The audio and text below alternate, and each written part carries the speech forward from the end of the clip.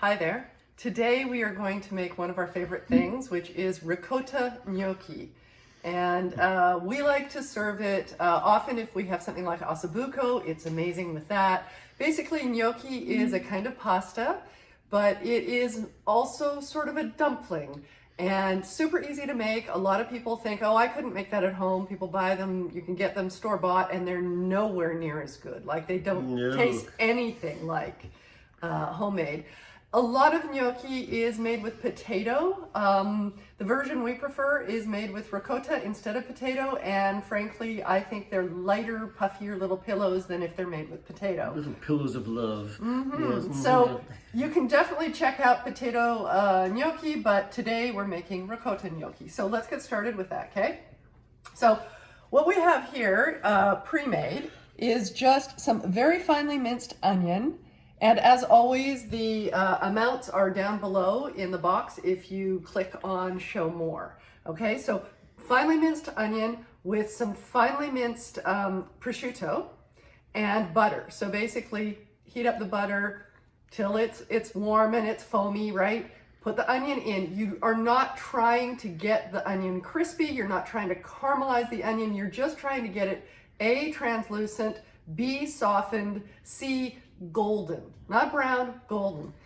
Once your onion is at that point, you throw your prosciutto in, basically give it a toss and turn it off, because again, you're not going for crispy prosciutto here. You're not actually cooking it. You're just kind of getting it in there to cuddle up with the onion. So low heat's better for that, right? Absolutely, low heat is the better way to go.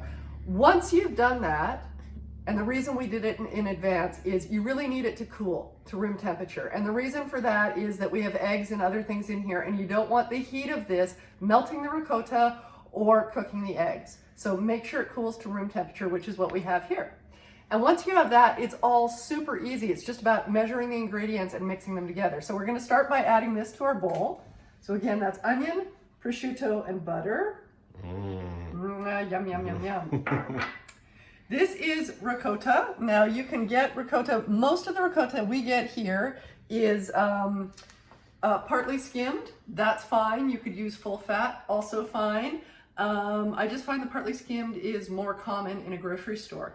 It is not ricotta salata, which is a dry ricotta. That's a whole different beast altogether. You're looking for the soft, fresh stuff that's kind of like lumpy cream cheese, for lack of a better term, okay?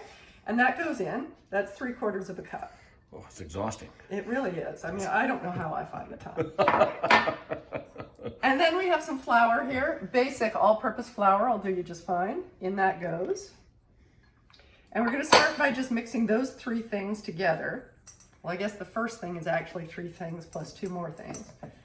And just make sure that that's nicely mixed. And then, once it is, how quick is that? We're going to add egg yolks. You can save the whites and use them for something else. There are all sorts of uses for egg whites, from meringues to throwing in your smoothies if you're into extra protein, to some people like scrambled egg whites if they're worried about their fat content. Is it better to add the Reggiano after or yes, before? Yes, it is. Okay. So we're going to just chuck that in. And make sure you get all of that yummy, the egg yolk is providing fat here and a little bit of color and some moisture as well. So make sure you get that out of the container. Give it a quick toss there. Don't have to worry too much about that. Then we're throwing in, this is grated Reggiano, Parmesan. Do not use the stuff in the green can. It's really not the same thing. That has wood pulp in it and all sorts of things.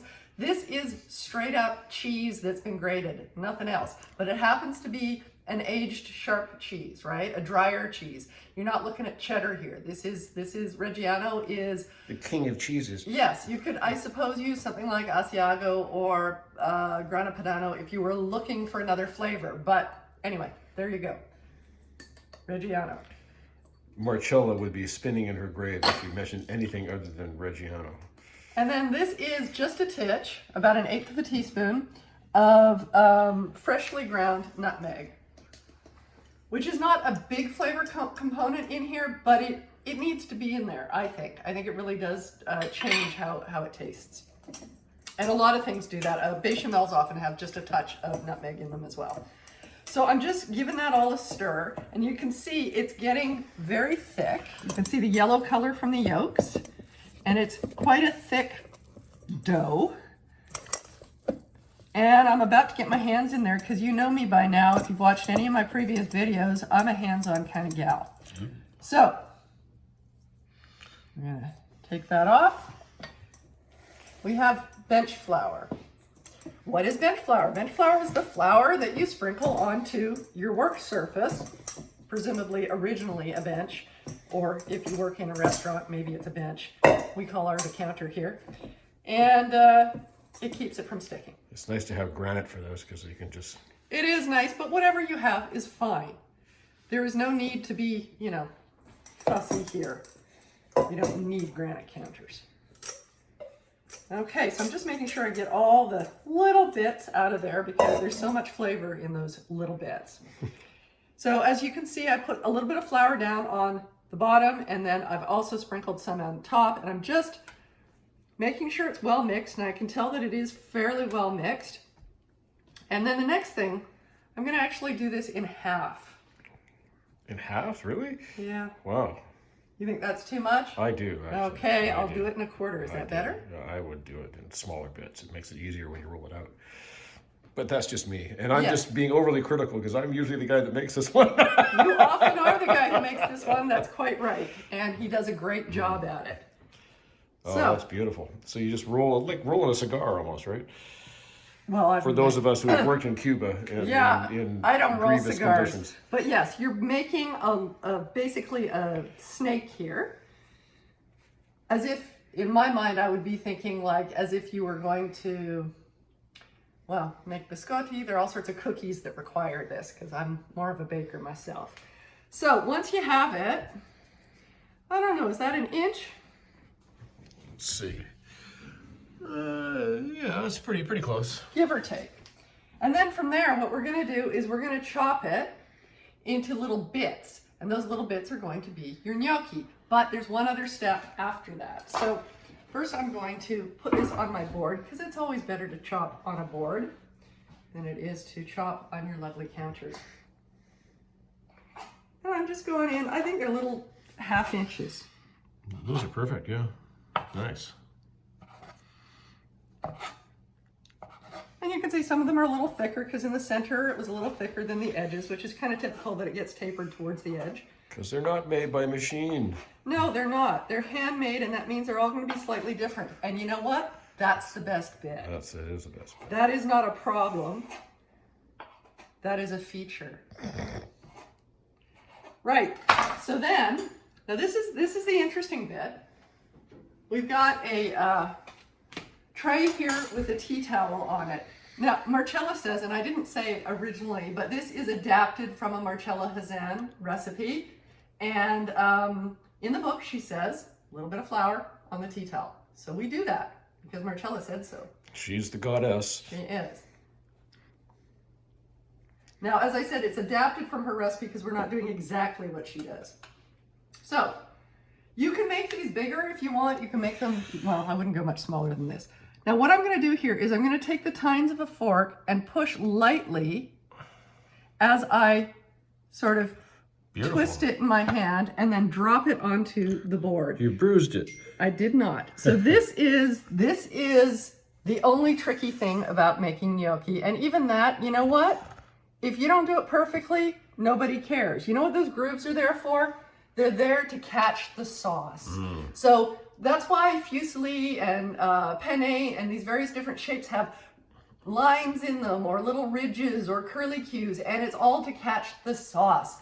So if your gnocchi don't have the most perfect little tine markings, no one cares. What you're going for is just something that can catch the sauce. And I'm just gonna keep making these. Sometimes if your dough's super sticky, you might need to put your fork into flour. This one is not particularly sticky today, but it has been sometimes. And I should say that this is completely, we put prosciutto in here, but this recipe could be a vegetarian, obviously not vegan because of the eggs. And the ricotta and the cheese. Yeah, and the ricotta and the parm, all of that. But an ovo-lacto vegetarian, meaning a vegetarian who eats eggs and cheese, totally down for this if you just leave out the prosciutto, which is completely optional. And of course, if you don't then add it to a meat sauce. Now we are going to be adding it. We have a venison braise happening in the oven right now, which is amazing. And so what we're going to do when we come back is we're going to boil up the gnocchi, and then we're going to toss them in the sauce that has been created by braising the venison.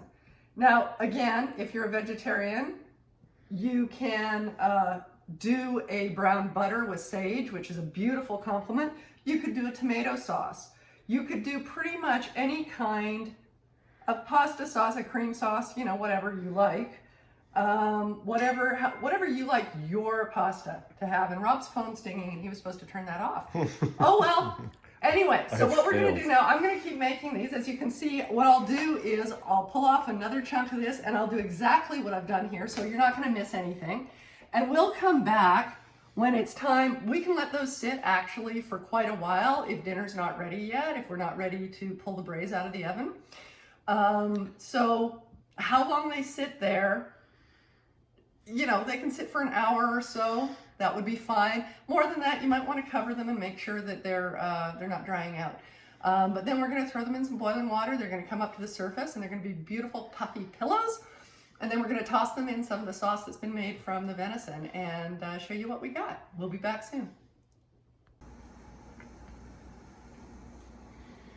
So we're back, and we had a pot of water, heavily salted like the Mediterranean, boiling. And we dropped the gnocchi in all at once. Make sure you don't splash and hurt yourself. And they've come up to the surface. It's still on high, and you can see it's starting to boil again. They've come to the surface, and we're giving them about a minute at the surface. And then I'm going to use this handy dandy spider and scoop them out and put them in a little bit of the sauce that was created by the venison braise that we made. So like I said, here, if you were going to do a tomato sauce or a brown butter sauce, you would want to have your sauce ready to go at this point because you don't want to overcook the gnocchi. It's starting to come back to a boil. I think this has been a minute. We don't want to overcook them, so I'm turning that off and immediately scooping them up, draining them a bit, get the rest of them.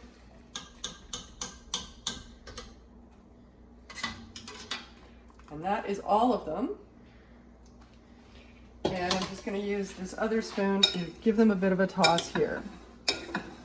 Oh, wow. You could have just pulled them out and popped some butter on there, and that also would be lovely. Now, we could leave this for just a little bit, but you don't want to leave it too long.